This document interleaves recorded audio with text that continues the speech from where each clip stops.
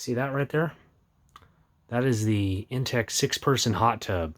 I'm gonna go ahead and take it out for the first time since February of second time since February of 2021 this year. This is technically like a 1-year review or 1-season review because I've already used it last winter season.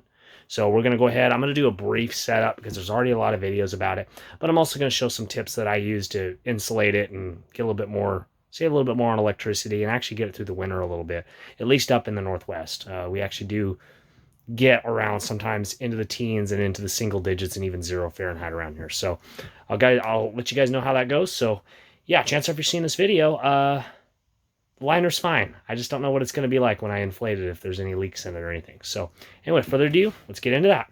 All right, the first things first, we got to get our area set up. So that's the first thing I'm going to do. We're obviously putting away our patio equipment for the year. It's fall, so we'll get this set up for it. We're going to be setting it right over here. So give us a sec. All right, area is cleared out. We got our privacy screens down. We just had to raise it for cleaning. We'll go ahead and get it set up here. Here's the equipment we got. Now, normally it'll come with this. That's the bag that the liner's in, the tub itself. And then some accessories. We bought that bin.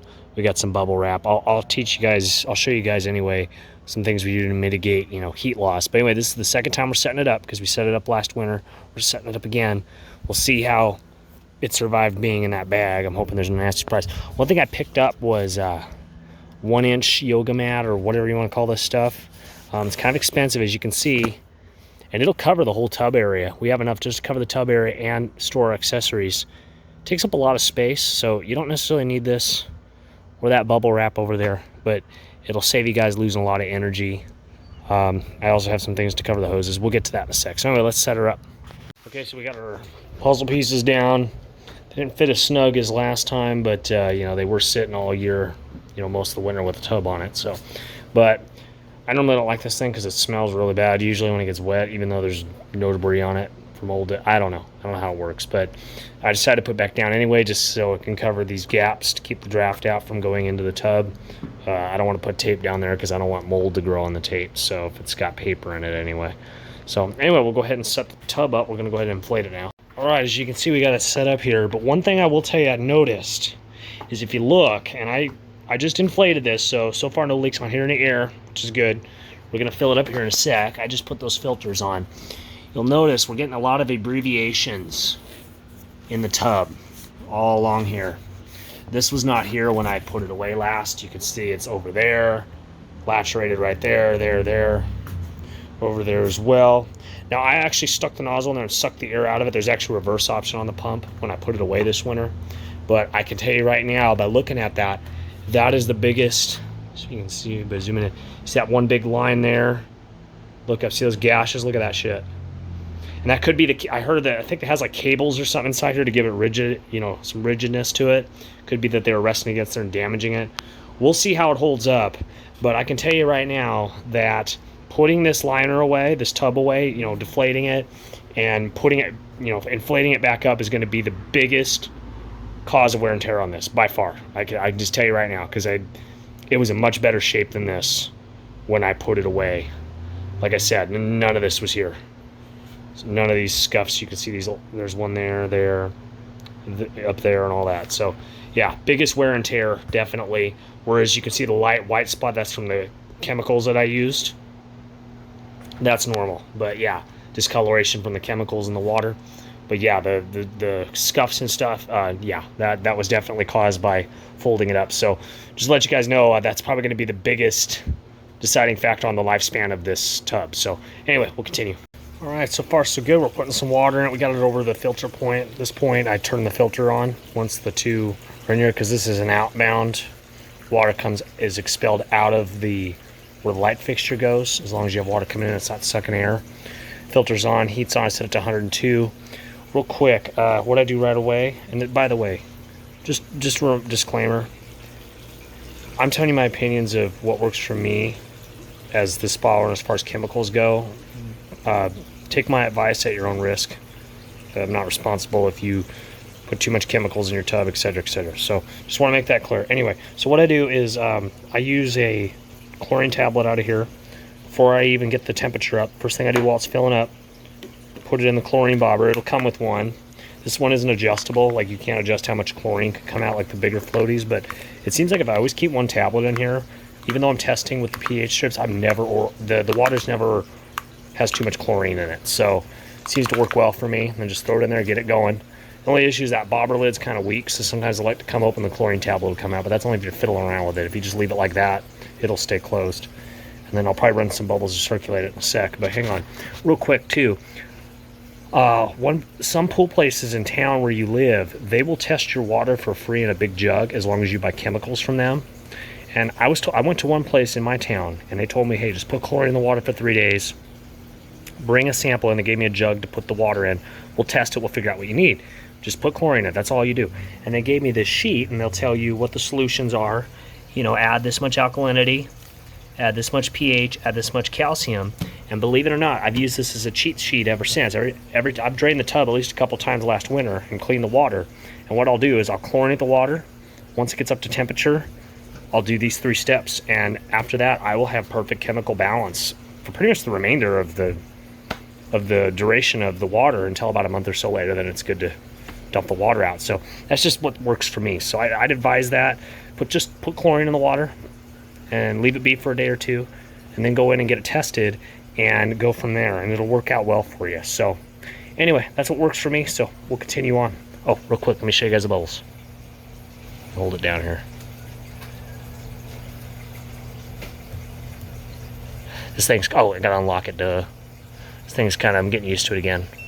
You unlock it, and then, so it's still holding strong. So anyway, we'll continue on. Real quick, I did have some, I had my, when I set this up, my bladder was running out of air.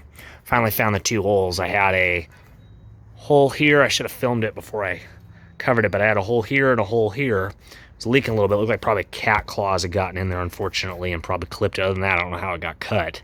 But anyway, so I patched it up.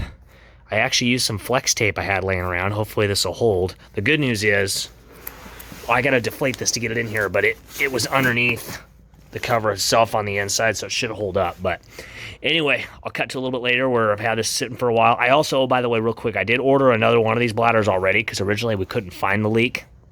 It was only $30. Conveniently, my warranty expired a few weeks ago. So what I'll probably end up doing, if this flex tape holds just fine, then we have no issues, I might just go ahead and leave this bladder in here and then just put the new one that I got and leave it up in the shed. Just hold on to it, because why not, right? So anyway, so far, this has been, I've already used it a few times. This has been the only hiccup so far. So got the temperature 104. Anyway, we'll cut to my conclusion. As you can see, we're running the hot tub right now. Well, at least I am. Wait until my wife comes out. But yeah, it's working pretty good this year. And the funny thing is, just temporary, we're running on generator power. I got a generator recently, so I've been waiting for it to break itself in. So I gotta break it in for about 20 hours before I give it an oil change. So I thought, you know what, I might as well plug it in the hot tub real quick while we're using it, and then I'll shut it off after we're done and hook it back into the line power. But yeah, it seems to be running good. So I will get to the conclusion in a little bit here. But so far, aside from the liner, I had to order a new bladder. That's what they call it. Everything's been going good though so far with the hot tub. No complications other than that. So we'll cut to my conclusion here. So in conclusion, am I able to recommend the Intex 6-person hot tub, or whatever you want to call it, the Greywood Deluxe? Yeah, it just depends. I would say, and this is something that I haven't heard any reviewers recommend, but this is my opinion. If you are a homeowner looking at, or somebody that's looking at getting a $4,000, $8,000 permanent hot tub, and you've never bought one of these or bought anything before, this is going to be your first hot tub, I'd highly recommend you start here first. And the reason I got to say that is, a lot of times from people that I've known that have gotten those nice hot tubs, they use it for a season and then they don't use it anymore. And it becomes kind of a, wow, I just forked out $6,000. I used it for one season and I'm done. You know, you get bored of it. So, and I'll be honest with you, I love this hot tub, but this year, have I used it as much as I did last year? Absolutely not. I've only used it a few times. One reason why it's been taking forever to get this video out. I think the first part of this video was filmed like beginning of October. So anyway, but yeah, so other than that, I haven't had any issues with it aside from the bladder that was leaking. I had to get that replaced. Another thing too, I did get an E81 code. My GFI breaker tripped. That is something you do got to worry about, is if there's a power surge, or obviously if your GFI breaker trips outside, because it's code, you got to have one outside.